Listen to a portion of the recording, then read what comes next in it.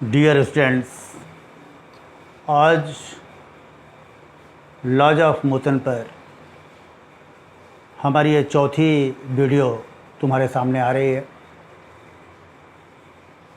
आज की क्लास में हम तुम्हें inertial frame, non inertial frame, pseudo forces, इन सारी चीज़ों के बारे में डिस्कशन करेंगे। What is difference between inertial frame and non-inertial frame? How we decide the physics of a body? That means what is the velocity of the moving object? What is the acceleration of the moving object? What are the forces acting on a body? How we decide? हमने अपने first lecture में ही तुमको बताया था कि frame of reference is very very important to decide to solve any problem of physics. Frame of reference में हम body को देखते हैं, उस फ्रेम में देखते हैं बॉडी की पोजीशन यदि चेंज हो रही है तो उस फ्रेम के रिस्पेक्ट में हम बॉडी को मोशन में मानते हैं। यदि बॉडी की पोजीशन नहीं चेंज हो रही है तो हम उसे रेस्ट में मानते हैं। फ्रेम ऑफ रेफरेंस हम कहीं भी इमेजिन कर सकते हैं। सपोज करो कोई आदमी है, कोई व्यूअर है, ग्राउंड पर बैठकर किसी ऑब्जेक्ट को देख रहा है, तो उसका जो फ्रेम है अटैच विद ग्राउंड, वो ग्राउंड से अटैच है। ठीक है। यदि मान लो कोई आदमी ट्रेन में जर्नी कर रहा है तो उसका जो फ्रेम होगा उस ट्रेन के कंपार्टमेंट से अटैच है।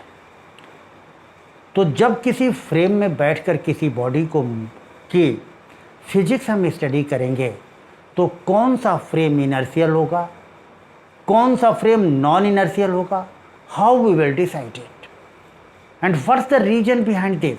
आखिरकार हमें इसकी आवश्यकता पड़ी ही क्यों फ्रेम को कैटेगराइज किया गया in two frames, that is inertial frame and non inertial frame. हम एक बहुत फेमस प्रॉब्लम तुम लोगों के सामने रख रहे हैं जिसकी फिगर ब्लैक बोर्ड पर बनी हुई है कि आखिरकार बेसिक रीजन क्या है। तुम पाओगे एक पार्टिकुलर फ्रेम में लॉज ऑफ मोशन हमारे वैलिड ही नहीं है।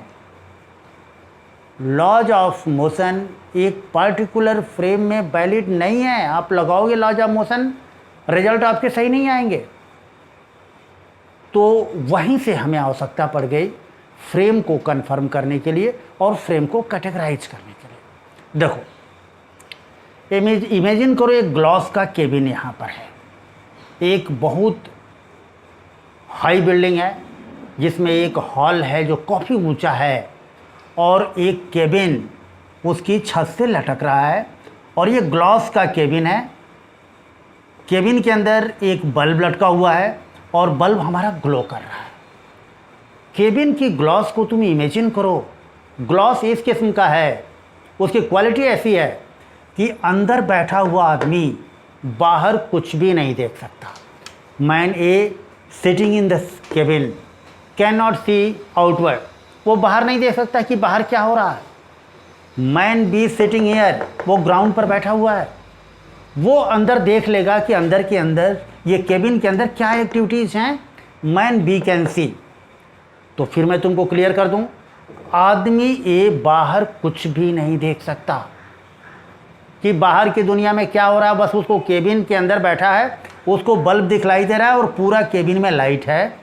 बल्ब यहाँ सीलिंग से, ये पूरा केबिन जो हमारा है, केबिन सीलिंग से लटका हुआ है। ठीक है। और ये आदमी बी ये केबिन को देख रहा है, आदमी मैन ए को भी देख रहा है और बल्ब को भी देख रहा है। बाहर से अंदर कुछ भी देखा जा सकता है, लेकिन अंदर का आदमी जो मैन ए है कैन नॉट सी आउटवर्ड। ये इमेजिनेशन अपने दिमाग में सेटअप करो। अब देखो, हम ये रोप कट करते हैं, काफ़ी हाई बिल्डिंग है, केबिन को गिरने में टाइम लगेगा। केबिन फॉलिंग फ्रीली, ये केबिन हमारा नीचे की ओर गिर रहा है और falling freely with acceleration of gravity.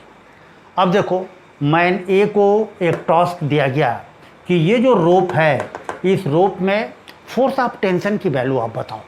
Man B को भी टास्क दिया गया कि आप इस रोप में फोर्स ऑफ टेंशन की वैल्यू बताओ। दोनों लोगों को एक टास्क दे दिया गया, दोनों लोग न्यूटन्स की लॉज ऑफ मोशन को लगाने जा रहे हैं और दोनों की वर्क हम देखेंगे, दोनों की वर्किंग देखेंगे और उनका रिजल्ट देखेंगे। सबसे पहले हम मैन ए का सोल्यूशन ले रहे हैं कि what is the solution of man A. Man a solution कर रहा है, उसके दिमाग में इमेजिनेशन, ये बल्ब है, तुरंत बल्ब सीलिंग से यहाँ लटका हुआ है, यहाँ से ये जो केबिन की सीलिंग है इस पर वो तुरंत यम जी नीचे लगाएगा, दैट इज यम जी।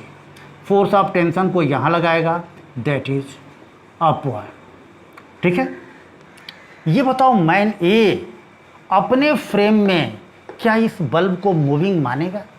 बिल्कुल नहीं मानेगा। बल्ब की पोजीशन मैन ए के रिस्पेक्ट में चेंज नहीं हो रही है, वो उसको मूविंग नहीं मानेगा। अब net force on the bulb, bulb के ऊपर उसको एफ नेट लिखना होगा, तो he will write F net is equal to m g minus T. ये एफ नेट लिखेगा। According to man A, net force on the bulb is equal to m g minus T, और वो तुरंत रखेगा, equation लिखेगा, laws of motion की second equation, force is equal to mass into acceleration, bulb का मास M into acceleration 0। ठीक है, और तुरंत कंफर्म कर देगा, this implies T is equal to m g. This is the solution of man A, और वो अपना आंसर लॉक कर दिया। उसने कंफर्म किया कि जो रोप है जिसे हमारा बल्ब हैंग कर रहा है, उस रोप में टेंशन की वैल्यू होगी, that is equal to m g. Now see the solution of man B. अब मैन बी का सोल्यूशन हम लोग देखने जा रहे हैं। This is the solution of man B. Now see, ये बताओ मैन बी क्या इस बल्ब को रेस्ट में मानेगा? नो। वो साफ देख रहा है कि केबिन फॉल कर रहा है और केबिन के साथ हमारा बल्ब भी नीचे आ रहा है, पूरा ये केबिन का सिस्टम नीचे आ रहा है and falling with acceleration gravity. ये उसको दिखाई दे रहा है, वो यूज करेगा, वो तुरंत लिखेगा F net is equal to m g minus T. दो ही फोर्स हमारे बल्ब पर लग रहे हैं, एम जी नीचे की ओर और टेंशन हमारा ऊपर की ओर। उसने भी लिखा एम जी माइनस टी, और वो लिखेगा m g minus T is equal to mass of the bulb into acceleration of the bulb. ये बताओ मैन बी जो है वो इस बल्ब का एक्सेलरेशन क्या मानेगा? Falling by acceleration due to gravity. तो तुरंत लिखेगा यम इंटू जी, दोनों ओर से एम जी कैंसिल होता है, और finally he find tension is equal to 0। अब जरा देखिए तो, एक ही प्रॉब्लम का सलूशन दो लोग करते हैं, दोनों ने लॉज ऑफ मोशन को एकदम सही लगाया है, दोनों ने लिखी है net force acting on the body is equal to mass into acceleration, लेकिन एक का जवाब आ रहा है tension in the rope is equal to m g, और दूसरे का जवाब क्या आ रहा है? Tension is equal to 0। ये बताओ रिजल्ट तो अलग अलग है। यदि बल्ब का मास 250 ग्राम है तो ये बताओ एक आदमी टेंशन की वैल्यू कितना मानेगा? वो मानेगा तुरंत तुम्हारा 2.5 न्यूटन, और दूसरा आदमी टेंशन को मानेगा 0। रिजल्ट अलग अलग है, लॉज ऑफ मोशन सही लगी हैं, दोनों ने सही लगाया है। इसका सीधा सा मतलब है कहीं ना कहीं कोई फॉल्ट है, कोई ऐसा फ्रेम है दोनों फ्रेम में जिसमें हम लॉज ऑफ मोशन नहीं लगा सकते। देखो बाद में हम तुम्हें कंफर्म करेंगे, मैन ए जिस फ्रेम में बैठकर लॉज ऑफ मोशन को लगाया है that frame is non inertial frame in physics. वो फिजिक्स में क्या माना जाता है? Non inertial frame. ठीक है, और क्यों माना जाता है, क्या इसका मैकेनिज्म है, ये आपको हम क्लियर करा रहे हैं।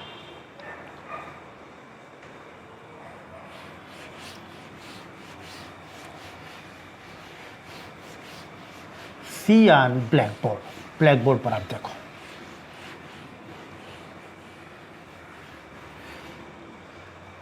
जो हम लोगों ने इनर्शियल फ्रेम और नॉन इनर्शियल फ्रेम के बारे में कॉन्सेप्ट्स डेवलप किए हैं, उस कॉन्सेप्ट में क्या है? तुम सभी लोग जानते हो अर्थ सन के चारों ओर घूम रही है।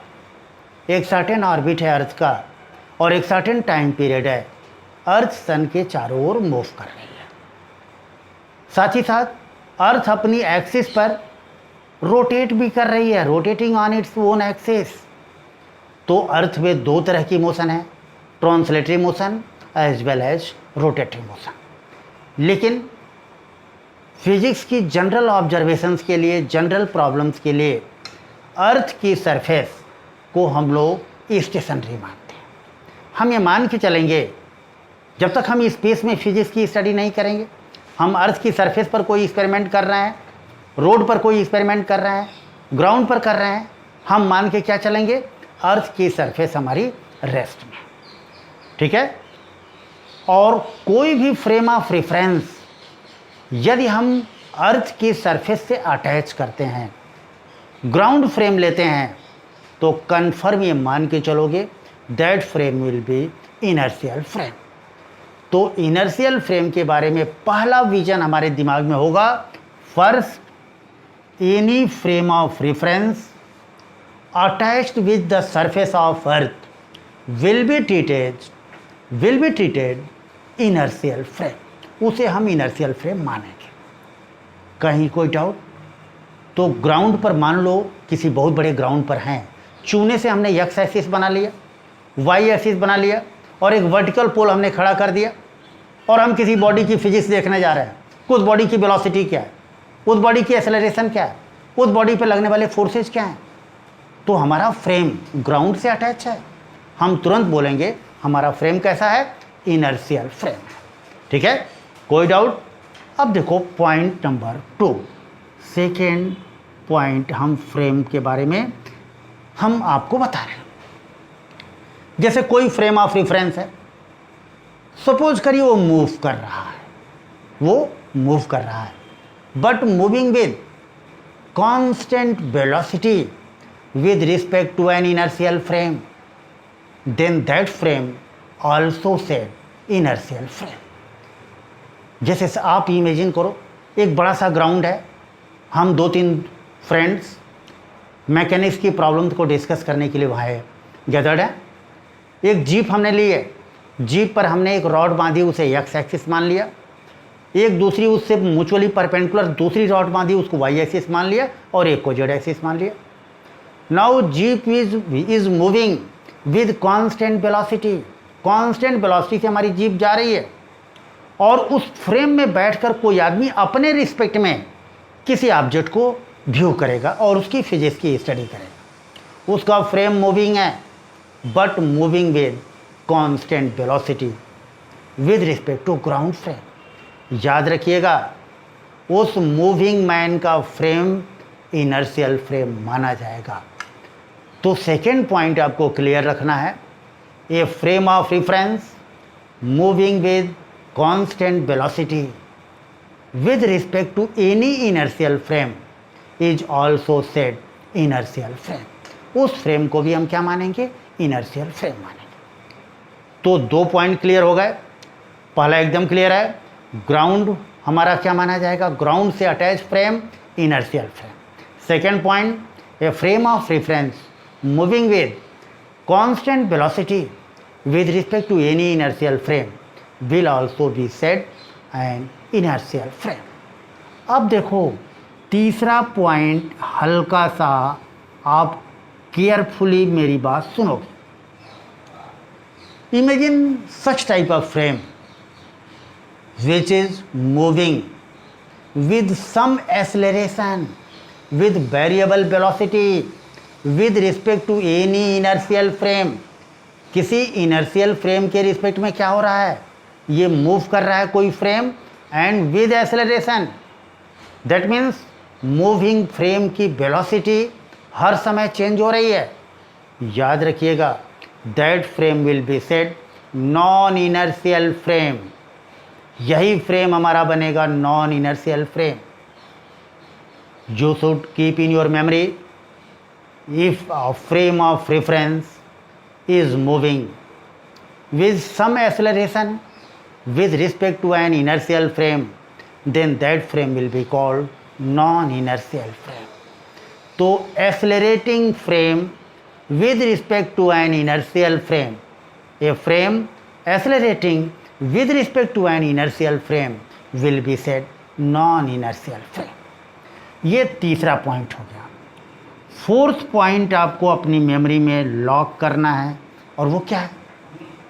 याद रखोगे, laws of motion are not valid in non inertial frame. तुम नॉन इनर्शियल फ्रेम में बैठ करके अपने फ्रेम के रिस्पेक्ट में किसी बॉडी की स्टडी कर रहे हो और लॉज ऑफ मोशन लगाते हो F equal to mass into acceleration, confirm है आपके रिजल्ट सही नहीं आएंगे, because laws of motion is not valid in non inertial frame. Laws of motion यदि आपको लगाना है, आपको इनर्शियल फ्रेम चाहिए. इनर्शियल फ्रेम में आप न्यूटन के तीनों लॉज लगाओगे, कहीं कोई दिक्कत नहीं आएगी. लेकिन नॉन इनर्शियल फ्रेम में यदि आप न्यूटन्स के लॉज अप्लाई करोगे तो रिजल्ट्स आपके सही नहीं होंगे, कंफ्यूजिंग रिजल्ट्स आपके पास आएंगे. ये 4 पॉइंट हो गए. 5वां पॉइंट आप अपनी मेमोरी में फीड करोगे. 5th पॉइंट, सपोज करो एक सिचुएशन ऐसी है, तुम्हारे पास ऑप्शंस नहीं मिल रहे हैं, you are bound to work in non inertial frame, और लग रहा है कि यदि इनर्शियल फ्रेम में हम किसी प्रॉब्लम को हल करेंगे तो प्रॉब्लम काफ़ी कॉम्प्लेक्स होने जा रही है. So many unnecessary equations are going to be created and we feel that working in non inertial frame will be an easy task. In that situation we will study in non inertial frame. Non inertial frame में हम Newton's के laws लगाएंगे, लेकिन जितने real forces हमारी body पर लग रहे हैं उनके एडिशनल में हम एक और फोर्स बॉडी पर लगाएंगे, and that force is named as pseudo force. उसको हम लोग क्या कहते हैं? Pseudo force.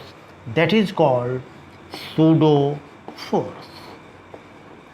सूडो फोर्स एक ऐसा फोर्स हमें बॉडी पर लगाना होगा जिस फोर्स का कोई रियल एस्पेक्ट नहीं है, फिर भी हमें इसे अप्लाई करना पड़ेगा. बॉडी पर जितने रियल फोर्सेज होंगे वो तो हम लगाएंगे ही लगाएंगे. उन सारे रियल फोर्सेज के एडिशन में एक एक्स्ट्रा फोर्स आपको लगाना पड़ेगा, and that force is called pseudo force. अब कोई पूछे सूडो फोर्स का मैग्नीट्यूड क्या होगा? What will be the direction of pseudo force? Keep in your memory, pseudo force का की जो वैल्यू होगी m, that means mass of the body under observation. जिस बॉडी की तुम फिजिक्स स्टडी कर रहे हो, उस जिस पर लगने वाले फोर्सेज को तुम देख रहे हो, उस बॉडी का मास ले लो, into opposite acceleration of ni frame. ni frame हम निगेटिव साइन नहीं यूज कर रहे हैं. फोर्सेज को जनरली मैकेनिक्स में सॉल्व करते समय हम लोग वेक्टर टच देते हैं, उनको डायरेक्शन से दिखलाते हैं. Non inertial frame if accelerating in north direction, जानते हो सूडो फोर्स किधर लगाओगे? In south direction. mass of the body into acceleration of ni frame but in opposite direction. तो याद रखिएगा सूडो फोर्स की जो वैल्यू होती है मास of the body under observation multiplied by opposite acceleration of ni frame. Non inertial frame की acceleration का opposite से मास में मल्टीप्लाई करोगे, that will be the value of pseudo force. आप नॉन इनर्शियल फ्रेम में काम करो, कहीं कोई दिक्कत नहीं आएगी, लेकिन बॉडी पर जितने भी रियल फोर्सेज हैं उनके एडिशन में आपको एक फोर्स बॉडी पर अप्लाई करना पड़ेगा, and that force will be pseudo force. ठीक है, अब देखो ये 5 पॉइंट यदि तुम मेमोरी में रखते हो तो मैं समझता हूँ कि आपको इनर्शियल फ्रेम और नॉन इनर्शियल फ्रेम में कोई प्रॉब्लम नहीं आनी चाहिए। लॉज ऑफ मोशन के प्रॉब्लम, एनएलएम के प्रॉब्लम तो आप लगाओगे and you can do the things very easily. मैं रिकैप कर दूं आपको फिर। पहला पॉइंट आप मेमोरी में लॉक करोगे। For general problems in physics, surface of earth is treated stationary and any frame of reference attached with surface of earth will be treated inertial frame। ये आप दिमाग में सेट करोगे। ग्राउंड से attach किया हुआ कोई भी फ्रेम हमारा क्या माना जाएगा? Inertial frame. सेकेंड पॉइंट आप अपनी मेमोरी में रखोगे। If a frame of reference is moving with constant velocity with respect to an inertial frame, then that frame will also be called inertial frame। ये second point है। यदि कोई frame constant velocity से move कर रहा है, कोई दिक्कत नहीं है, that frame is inertial frame. उस फ्रेम में बैठकर आप लॉज ऑफ मोशन लगाइए, कोई प्रॉब्लम नहीं आएगी। तीसरा पॉइंट आपको नोटिस में लेना है, यदि कोई फ्रेम ऑफ रेफरेंस मूव कर रहा है and moving with some acceleration, वो किसी एक्सेलरेशन से मूव कर रहा है with respect to an inertial frame, then that frame will be called non inertial frame। उस फ्रेम को हम लोग फिजिक्स में क्या मानते हैं? नॉन इनर्शियल फ्रेम मानते हैं। और नॉन इनर्शियल फ्रेम में लॉज ऑफ मोशन आप नहीं लगा सकते। फोर्थ प्रॉब्लम, फोर्थ पॉइंट, मान लो कोई ऐसी सिचुएशन आ गई कि आपको लग रहा है कि इनर्शियल फ्रेम में प्रॉब्लम्स आएंगी, हम उस समय नॉन इनर्शियल फ्रेम में जाएंगे। नॉन इनर्शियल फ्रेम में लॉज ऑफ मोशन को लगाने के पहले प्रॉब्लम बॉडी पर जितने भी रियल फोर्सेज हैं आप सब लगा दो, लेकिन उसके एडिशन में आपको एक और फोर्स बॉडी पर अप्लाई करना पड़ेगा and that force is pseudo force. Pseudo force की वैल्यू क्या होगी? Mass of the body under observation multiplied by opposite acceleration of NI frame. NI frame का एक्सेलरेशन सपोज करो नॉर्थ ईस्ट में है, तो जस्ट उसके अपोजिट डायरेक्शन में हमको क्या लगाना पड़ेगा? सूडो फोर्स लगाना पड़ेगा। कहीं कोई डाउट? अब देखो ये 5 पॉइंट यदि आप इनर्शियल फ्रेम और नॉन इनर्शियल फ्रेम के बारे में सही तरीके से उनका इंटरप्रिटेशन आपके पास है तो आपको कोई प्रॉब्लम नहीं आएगी। न सूडो फोर्स में प्रॉब्लम आएगी और न आपको प्रॉब्लम आएगी क्या कहते हैं एनएलएम के किसी भी इनर्शियल या नॉन इनर्शियल फ्रेम में। अब देखो सूडो फोर्स हमें क्यों लगाना पड़ता है, आखिरकार हम क्यों लगाएंगे सूडो फोर्स? इसके मैकेनिज्म पर आ रहे हैं। हम एक बहुत सिंपल एग्जांपल लेंगे और आपको दिखलाएंगे कि नॉन इनर्शियल फ्रेम में काम करते समय आपको सूडो फोर्स लगाना ही पड़ेगा। What's the reason behind this? हम एक सिंपल एक एक्सपेरिमेंटल डिमॉन्स्ट्रेशन लेंगे और उस एक्सपेरिमेंटल डिमॉन्स्ट्रेशन में हम चीज़ों को स्टडी करेंगे। हम एक फ्रेम बना रहे हैं और इस फ्रेम को हम ग्राउंड से अटैच कर दे रहे हैं। ये हमारा फ्रेम है और ये फ्रेम हमारा ग्राउंड से अटैच है। आप इमेजिन करो किसी फुटबॉल के बड़े ग्राउंड पर हैं, हम स्टडी कर रहे हैं और चूने से हमने एक्स एक्सिस, वाई एक्सिस और ये जेड एक्सिस बना लिया है। ये हमारा ग्राउंड फ्रेम है। कन्फर्म है कि फ्रेम हमारा क्या है? इनर्शियल फ्रेम है। हम एक दूसरे फ्रेम को बना रहे हैं। सपोज करिए ये हमारा दूसरा फ्रेम है। Suppose a frame here and this frame is like this. ये हमारा दूसरा फ्रेम है। दूसरा फ्रेम हमारा बन गया, ये एक्स एक्सिस है और ये आपकी वाई एक्सिस है। सपोज करो हम एक जीप पर हैं और जीप पर हमने 2 रॉड लगा दी है, एक को एक्स एक्सिस माना है, एक को वाई एक्सिस माना है और इसे हम जेड एक्सिस मान रहे हैं। और ये हमारी जीप इधर की ओर मूव कर रही है और कांस्टेंट वेलोसिटी से मूव कर रही है? ये बताओ, आपका ये जो फ्रेम है ये कांस्टेंट वेलोसिटी से मूव कर रहा है, तो कन्फर्म है कि ये फ्रेम कैसा फ्रेम माना जाएगा? ये फ्रेम भी इनर्शियल फ्रेम माना जाएगा। अब we are talking about a third frame.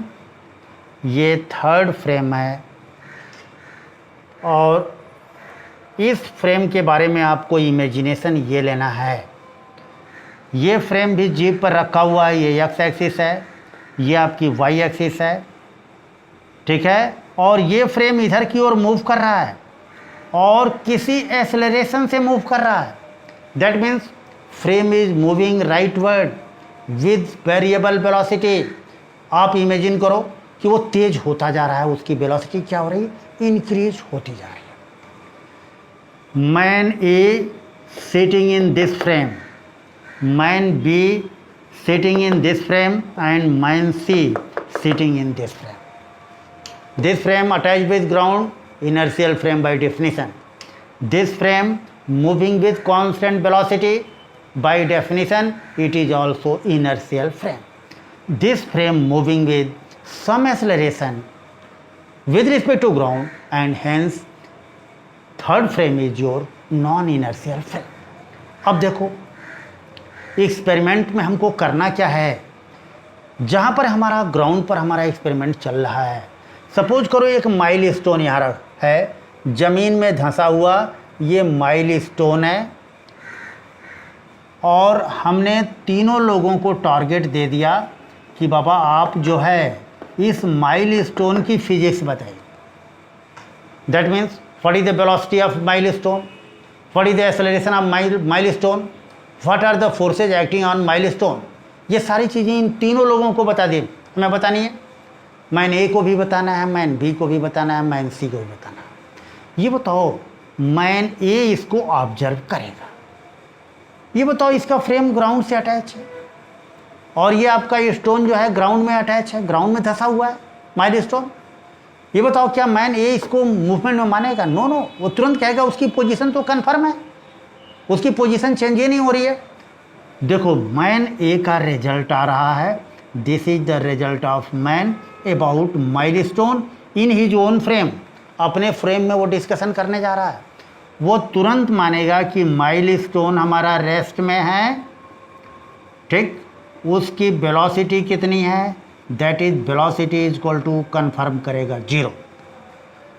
फिर वो क्या करेगा, उसकी वेलोसिटी चेंज ही नहीं हो रही है, वो हमेशा रेस्ट में है, वो तुरंत कहेगा कि उसकी एक्सेलरेशन इज इक्वल टू 0, उसकी एक्सेलरेशन 0 है। अब ज़रा ये बताइए, वो तुरंत कहेगा उसकी एक्सेलरेशन 0 है तो उसके ऊपर नेट फोर्स क्या होना चाहिए? 0 होना चाहिए। वो तुरंत कहेगा force is equal to mass into acceleration. इसका मतलब माइल स्टोन पे लगने वाला फोर्स की वैल्यू 0 होगी। ये मैन ए ने अपने फ्रेम में इस माइल स्टोन को स्टडी कर लिया, माइल स्टोन की पूरी फिजिक्स उसने बता दी। अब हम मैन बी के ऑब्जर्वेशन पर आ रहे हैं कि what is the observation of man be in his own frame. वो अपने फ्रेम में क्या महसूस करेगा और क्या जवाब लिखता है।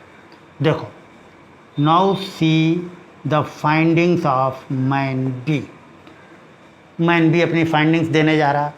ये बताओ मैन बी का फ्रेम आगे बढ़ रहा है और कांस्टेंट वेलोसिटी से चल रहा है। ये बताओ क्या वो माइल स्टोन को रेस्ट में मानेगा? नहीं नहीं, वो तुरंत कहेगा, उसकी एक्स कोऑर्डिनेट चेंज हो रही है, वो तुरंत कहेगा माइल स्टोन रेस्ट में नहीं है। तो पहला ऑब्जर्वेशन मैन का बी का आ गया, not in rest, not in rest, वो रेस्ट में नहीं है। अब देखो दूसरी इंफॉर्मेशन उसकी क्या आएगी। कभी तुम लोगों ने ऑब्जर्व किया है, कार से बहुत तेज हम फास्ट वेलोसिटी से किसी रोड पर जा रहे हैं तो अगल बगल के पेड़ पौधे हमको पीछे की ओर आते दिखाई दे रहे हैं। लगता है कि सब पीछे की ओर मूव कर रहे हैं, अगल बगल की हाई बिल्डिंग्स मुझे लग रहा है पीछे की ओर मूव कर रही हैं। ये तुरंत मैन बी ऑब्जर्व करेगा कि ये माइल स्टोन की यस कोऑर्डिनेट पहले ज़्यादा थी, अब यस कोऑर्डिनेट कम होती जा रही है और कम हो गई यस कोऑर्डिनेट। फ्रेम उसका आगे निकल रहा है, वो कुछ ही देर बाद पाएगा कि फ्रेम यहाँ आ गया, उसकी यस कोऑर्डिनेट 0 हो गई। आफ्टर दैट वो देखेगा कि ये माइलस्टोन अब पीछे दिखाई दे रहा है उसके, वो तुरंत मानेगा कि माइलस्टोन बाबा रेस्ट में नहीं है, वो मूव कर रहा है, और उसकी वेलोसिटी के बारे में वो तुरंत कह देगा कि यार उसकी वेलोसिटी तो हम माइनस भी मानेंगे। मैन बी का फ्रेम कांस्टेंट वेलोसिटी से जा रहा है, जानते हो माइलस्टोन को क्या मानेगा, वो कांस्टेंट वेलोसिटी से इधर आता हुआ मानेगा, और तुरंत कह देगा यार उसकी एक्सेलरेशन 0 है, एक्सेलरेशन ऑफ माइलस्टोन इज 0। और जब एक्सेलरेशन वो 0 मानेगा तो तुरंत कह देगा कि उस पर लगने वाले फोर्स की वैल्यू होगी, क्या होगी, दैट इज 0 होगी। उसके ऊपर फोर्स भी हमारा क्या होगा, 0 होगा। कोई डाउट? ये मैन बी की फाइंडिंग है अबाउट द माइलस्टोन। ये मैन ए जो हमारा ग्राउंड से अटैच फ्रेम था, उसने माना force is equal to 0। Man B जो कांस्टेंट वेलोसिटी से मूविंग फ्रेम है, उसने भी माना कि उस पर लगने वाला नेट फोर्स की वैल्यू क्या है, 0। अब देखो observation of man C. Man C अपने फ्रेम के साथ राइटवर्ड मूव कर रहा है, और वो किसी एक्सेलरेशन से मूव कर रहा है। अब आपको एक इमेजिनेशन की तरफ मैं ले चल रहा हूँ।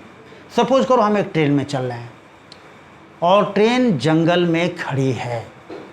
किसी भी रीजन से ट्रेन हमारी क्या है, जंगल में खड़ी है। कुछ देर बाद हमारी ट्रेन चलना शुरू करती है। हम देखेंगे क्या कि अगल बगल जो लंबे लंबे ट्रीज थे वो रुके हुए लग रहे थे शुरू में, अब लग रहा है कि सारे ट्रीज पीछे की ओर हट रहे हैं। जैसे जैसे हमारे ट्रेन की वेलोसिटी बढ़ती जाएगी, वैसे वैसे वो लगेगा हमें कि वो लोग पीछे की ओर और तेज़ी से जा रहे हैं। इसका मतलब उनकी जो पीछे की ओर वेलोसिटी है वो भी बढ़ती जा रही है। इसका सीधा सा मतलब है उनको जितने भी अगल बगल रुके हुए ऑब्जेक्ट्स हैं वो पीछे की ओर मूव करते लगेंगे, और एक्सेलरेटिंग मोड में मूवमेंट उनका दिखाई देगा। अब देखो मैन सी अपने फ्रेम में इस माइलस्टोन की फिजिक्स क्या रिजल्ट वो लेता है, उसकी फाइंडिंग्स क्या हैं, उसको हम कंफर्म करने जा रहे हैं। सबसे पहले वो भी बोलेगा नॉट इन रेस्ट, कि आपका माइलस्टोन रेस्ट में नहीं है। वेलोसिटी की बात करेगा तो तुरंत कह देगा कि वेलोसिटी तो भाई हम मानेंगे, यदि किसी समय फ्रेम की वेलोसिटी v है तो वो माइलस्टोन की वेलोसिटी को मानेगा -v। फिर वो मानेगा वेलोसिटी उसकी वेरिएबल है, पीछे की ओर हट रहा है, और इंक्रीजिंग मैग्नीट्यूड में बढ़ उसकी वेलोसिटी है। इसका सीधा सा मतलब है वो तुरंत कह देगा कि माइलस्टोन की मोशन में एक्सेलरेशन है, और एक्सेलरेशन की वैल्यू कितनी है, -a। ध्यान दीजिएगा। अब देखो माइलस्टोन रुका हुआ था, फैक्ट यह है कि ग्राउंड में वो धंसा हुआ है, लेकिन मैन सी अपने फ्रेम में क्या देख रहा है, उसे मोशन में देख रहा है, उसे पीछे की ओर लौटता हुआ लग रहा है वो, साथ ही साथ वो उसको एक्सेलरेटिंग मोड में दिखाई दे रहा है। उसको अपने फ्रेम में लगेगा कि वो एक्सेलरेट कर रहा है इधर की ओर। अब ये बताइए मैन सी अपने फ्रेम में क्या उसके ऊपर नेट फोर्स 0 मानेगा? नो, वो न्यूटन के लॉज उसके कॉन्सेप्ट में हैं, और वो तुरंत कहेगा कि माइलस्टोन पे लगने वाला जो फोर्स है that is m into -a। याद रखिएगा आपका यही फोर्स जो है दैट इज सूडो फोर्स। यही फोर्स आपका सूडो फोर्स है जो आपको हर समय लगाना पड़ेगा।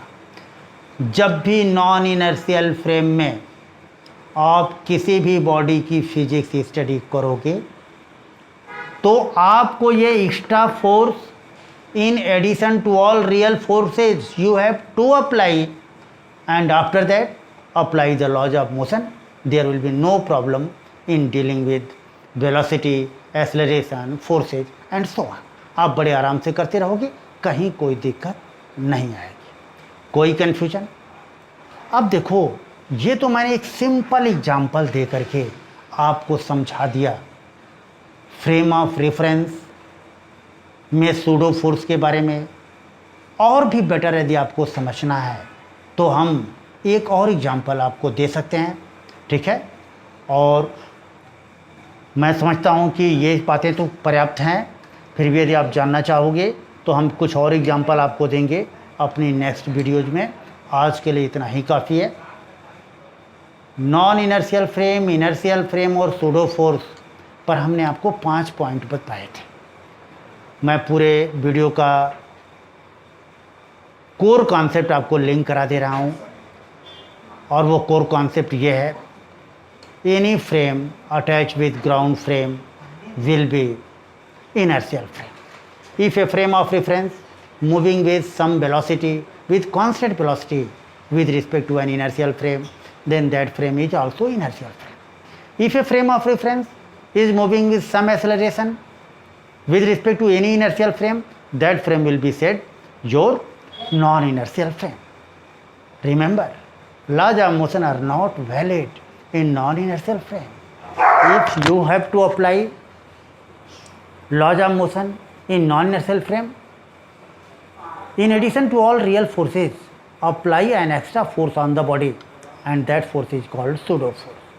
What will be the value of pseudo force?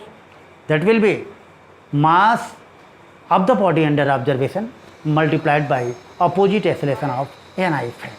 You will find pseudo force.